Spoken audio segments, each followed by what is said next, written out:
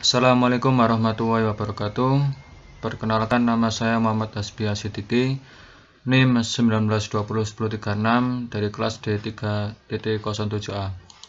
Pada kali ini saya akan mempresentasikan tugas besar elektronika komunikasi.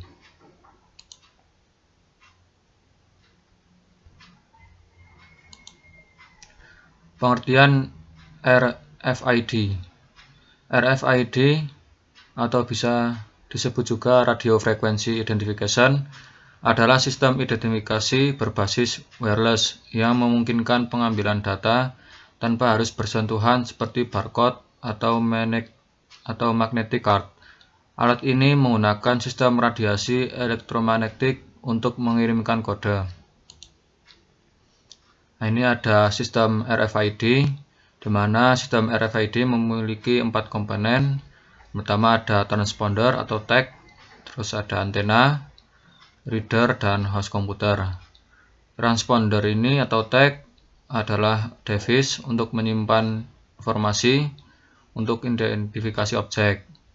Terus antena ini fungsinya untuk mentransmisikan sinyal frekuensi radio antara RFID dengan tag RFID. Terus ada reader di sini ada dua. Yang pertama ada RF modul dan kontrol modul. Terus di sini ada host komputer. Ini antena dengan komputer, ini tersambung dengan reader. Selanjutnya prinsip kerja RFID. RFID menggunakan sistem identifikasi dengan gelombang radio. Karena itu minimal dibutuhkan 2 buah perangkat agar alat ini dapat berfungsi. Adapun perangkat yang dibutuhkan adalah tag dan reader. RFID tag, alat yang melekat pada objek yang akan diidentifikasi oleh RFID reader. Terdapat 2 jenis RFID tag, yaitu perangkat pasif dan aktif. Tag pasif tanpa menggunakan baterai, sedangkan tag aktif menggunakan baterai untuk dapat berfungsi. Alat ini dapat berupa perangkat read only yang berarti hanya dapat dibaca saja, ataupun perangkat read write yang berarti dapat dibaca dan ditulis ulang. Alat ini hanya berisi sebuah tag yang unik yang berbeda satu dengan yang lainnya. Jadi informasi mengenai objek yang terhubung ke tag ini hanya terdapat pada sistem atau database yang terhubung pada RFID reader. RFID reader. RFID reader merupakan alat pembaca dari RFID tag. Ada 2 macam RFID reader. Yang pertama ada reader pasif. Reader pasif memiliki sistem pembaca pasif yang hanya dapat menerima sinyal radio dari tag aktif atau yang dioperasikan dengan baterai. Jangkauan penerima alat ini dapat mencapai sampai jarak 600 meter. Hal ini memungkinkan untuk dijadikan sebagai sistem perlindungan dan pengawasan aset. Reader aktif. Reader aktif memiliki sistem pembaca aktif yang dapat memancarkan sinyal interogator ke tag dan menerima balasan autentikasi dari tag. Sinyal interogator ini juga menginduksi tag dan akhirnya menjadi sinyal DC sehingga dapat menjadi sumber daya tag pasif. Penggunaan RFID. RFID kini banyak dipakai di berbagai bidang seperti perusahaan, supermarket, rumah sakit, bahkan terakhir digunakan di mobil untuk identifikasi penggunaan BBM bersubsidi. Alat ini banyak digunakan untuk keperluan identifikasi seperti saat belanja barang, identifikasi ID karyawan, identifikasi aset perusahaan, dan masih banyak lagi identifikasi yang lainnya. Pengertian NVC atau Near Field Communication. Near Field Communication atau NFC adalah teknologi yang memungkinkan 2 perangkat elektronik berkomunikasi secara nirkabel ketika perangkat-perangkat tersebut berada dalam jarak dekat. Tentunya untuk dapat berkomunikasi nirkabel secara NVC ini, kedua perangkat tersebut harus dilengkapi dengan chip NFC, baik perangkat yang memancarkan sinyal maupun perangkat yang menerima sinyalnya. Cara kerja NVC. Cara kerja NVC ini bekerja mirip dengan RFID. Bedanya adalah jarak jangkauan NFC lebih pendek apabila dibanding dengan RFID. Jangkauan komunikasi NVC hanya sekitar 10 cm atau sekitar 4 inci. Nah, jadi NVC ini jaraknya lebih pendek ketimbang dengan RFID.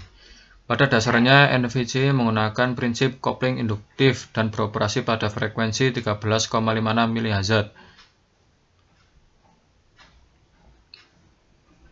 MHz. Yaitu frekuensi tinggi HF dan spektrum radio yang bebas lisensi.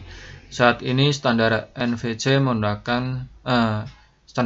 mendukung kecepatan transmisi data hingga 424 kilobits per second. Perangkat NVC menghasilkan gelombang radio frekuensi Hz, spektrum 13,56 MHz. Ketika salah satu perangkat NVC berada cukup dekat dengan perangkat NVC lainnya, kedua perangkat ini akan menimbulkan induksi magnetik yang dapat memindahkan energi daya dan data dari satu perangkat ke perangkat lainnya. Prinsip kerja kopling induksi ini juga hampir sama dengan prinsip kerja pada perangkat pengisian daya nirkabel wireless charging. Namun daya yang dihasilkan oleh perangkat NVC ini relatif kecil, yaitu sekitar 15 mA, sehingga tidak dapat digunakan untuk pengisian baterai pada smartphone atau perangkat lainnya.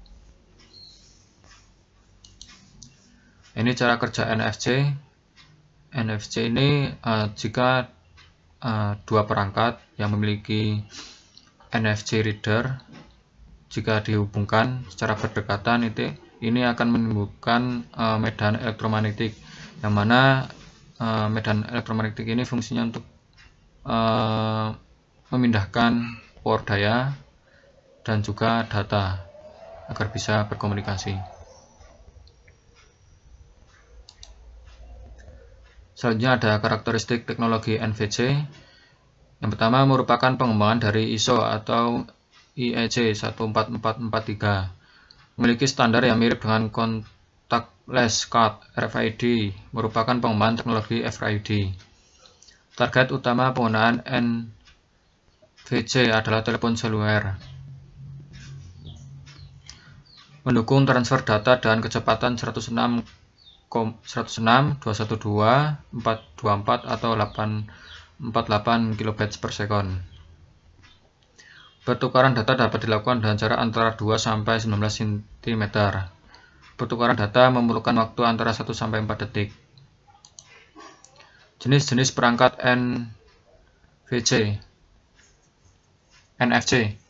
Perangkat NFC pasif adalah perangkat NFC yang dapat mengirim informasi ke perangkat NFC lain tanpa memerlukan sumber daya sendiri. Contoh perangkat NFC pasif diantara seperti NFC tag. Perangkat NFC aktif adalah perangkat NFC yang dapat mengirim dan menerima data dengan perangkat pasif serta dapat berkomunikasi dengan perangkat aktif. Smartphone dan NFC reader sejauh ini merupakan bentuk paling umum dari perangkat NFC aktif. Model operasi NFC. Perangkat NFC dapat beroperasi dalam 3 model yang berbeda berdasarkan standar yang ditentukan oleh forum NFC. Model pembaca. Dalam model ini, perangkat yang berkemampuan NFC seperti ponsel dapat membaca atau menulis data ke salah satu jenis tag yang didukung dalam format data NFC standar. Model emulasi kartu. Perangkat atau ponsel yang berkemampuan NFC bertindak sebagai tag ketika melakukan kontak dengan perangkat lain yang bertindak seperti pembaca. Data-data dari ponsel pintar tersebut akan dipindahkan dari ponsel pintar ke pembaca atau reader NFC tersebut. Contohnya seperti pembayaran dari ponsel pintar. Ponsel pintar bertindak sebagai tiket. Model peer-to-peer. Dalam model ini, dua perangkat berkemampuan NFC dapat saling bertukar data. Kedua-duanya dapat berfungsi sebagai reader maupun writer. Terus ada perbedaan RFID dan NFC. Pertama ada frekuensi. RFID ini bekerja pada 3 rentang frekuensi. Yang pertama low frekuensi ini 125 sampai 134 kHz.